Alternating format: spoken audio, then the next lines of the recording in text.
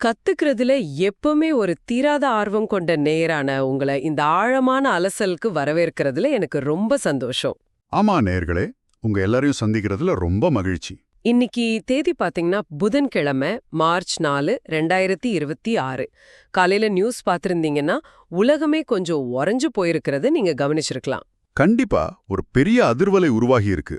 சரி, இத கொஞ்சம் விரிவாக பார்ப்போம்.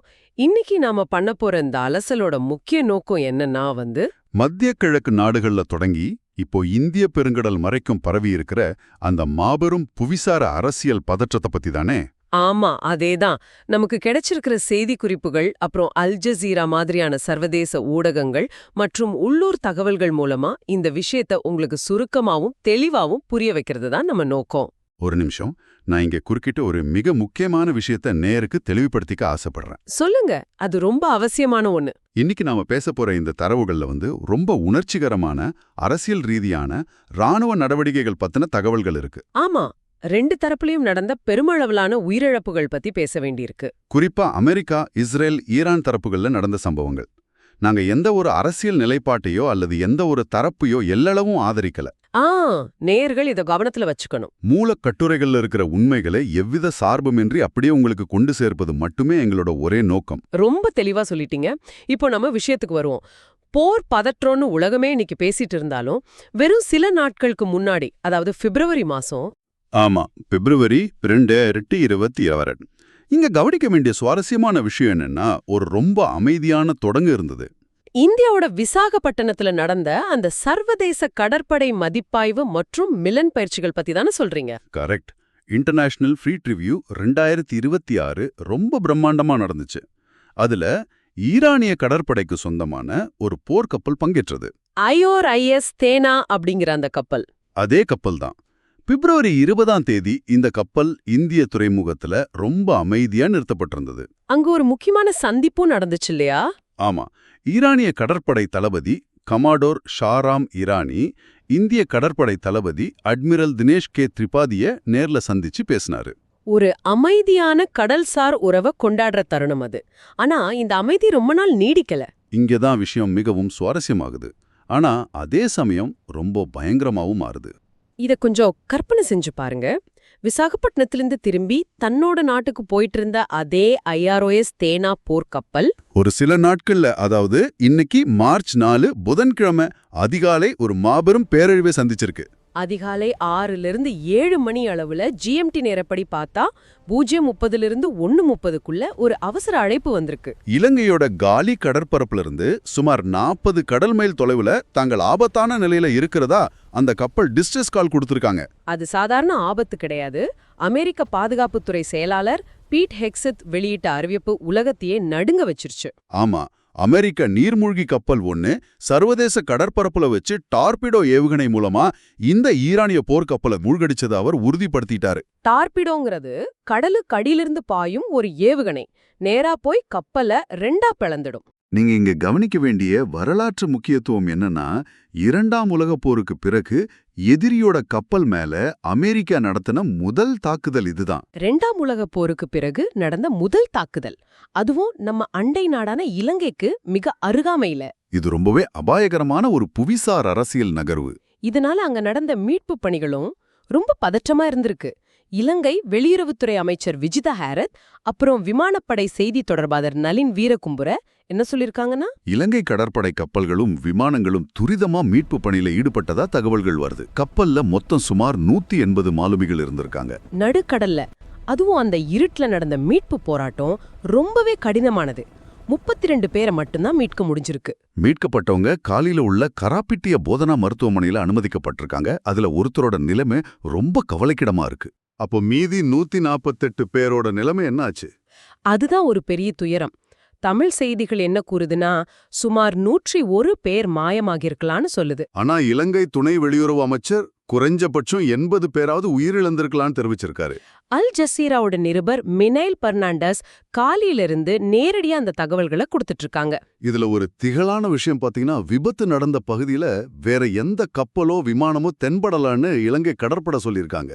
அதாவது கடலுக்கு அடியிலிருந்து வந்த நீர்மூழ்கி கப்பல் தாக்கிட்டு அப்படியே சைலண்டா மறைஞ்சிடுச்சு. இது ஒரு மிகப்பெரிய மர்மத்தையும் அச்சத்தையும் உருவாக்குது. நேர்களுக்கு இப்போ ஒரு கேள்வி வரலாம். இதோட முழு அர்த்தம் என்ன? எதுக்காக அமைதியா போயிட்டு இருந்த ஒரு கப்பலை அமெரிக்கா மூழ்கடிக்கணும்? அதுக்கு நாம கடந்த 5 நாட்களா மத்திய கிழக்கு நாடுகள்ல என்ன நடக்குதுன்னு திரும்பி பார்க்கணும்.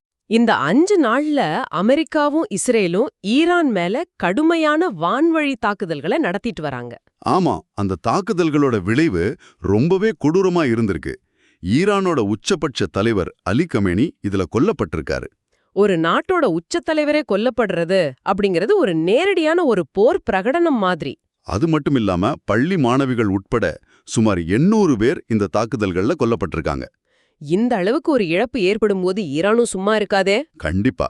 இதற்கு பதிலடியா வளைகுடா நாடுகள்ல உள்ள அமெரிக்கா மற்றும் இஸ்ரேல் தொடர்புடைய இலக்குகள் மேல ஈரான் ட்ரோன் மற்றும் ஏவுகணை தாக்குதல்களை நடத்தியிருக்கு. அந்த பதிலடி தாக்குதல்ல 6 அமெரிக்க ராணுவ வீரர்கள் கொல்லப்பட்டிருக்காங்க. அதோட தொடர்ச்சியாதான் இந்த பழிக்கு பழி வாங்கும் படலம் இந்திய பெருங்கடல் வரைக்கும் வந்து ஈரானிய கப்பலை மூழ்கடிக்கிறதுல முடிஞ்சிருக்கு. ஆனா இது இந்திய பெருங்கடலோட மட்டும் நிக்கல. இத ஒரு பெரிய உலகளாவிய கண்ணோட்டத்தோட இணைச்சு பார்த்தா மத்திய தரைக்கடல், அதாவது மெடிட்டரேனியன் பகுதிக்கும் இந்த பதற்றம் எப்படி பரவி இருக்குன்னு நாம கவனிக்கணும்.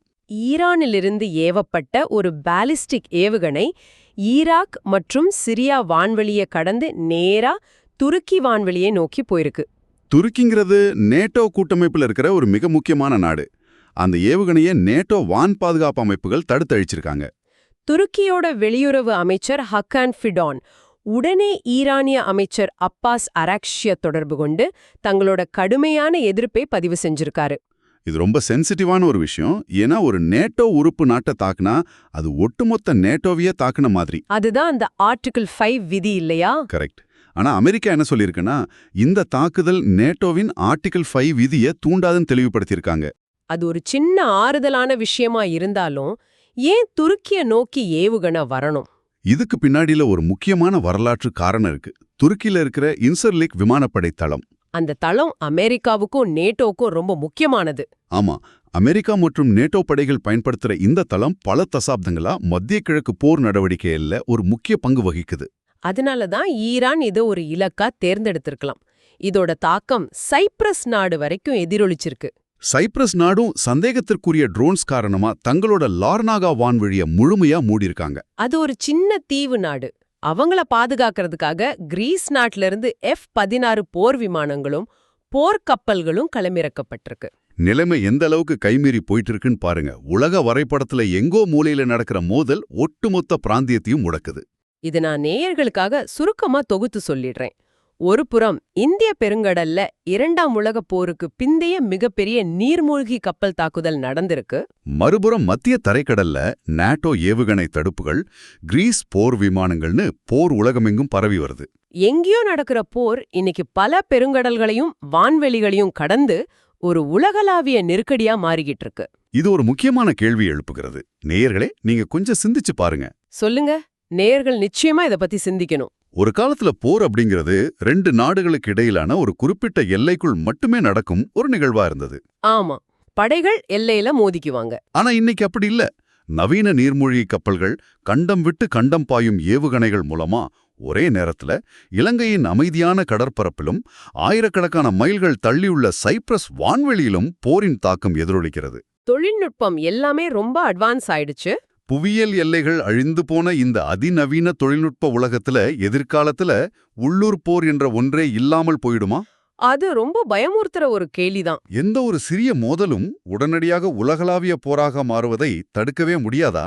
இதை பற்றி நீங்களே சற்று ஆழமாக சிந்தித்து பாருங்கள். உண்மையிலே இது நம்ம எல்லாரையும் சிந்திக்க வைக்கக்கூடிய ஒரு விஷயம். இந்த ஆழமான அலசல் மூலமா பல கோணங்களை நீங்க கத்துக்கிட்டு இருப்பீங்கன்னு நம்புறேன். உங்களோட இந்த தேடல் தொடர்ந்துகிட்டே இருக்கட்டும். மீண்டும் ஒரு சுவாரஸ்யமான அலசலோடு உங்களை சந்திக்கும் வரை விடைபெறுகிறோம். நன்றி, வணக்கம். நன்றி, வணக்கம்.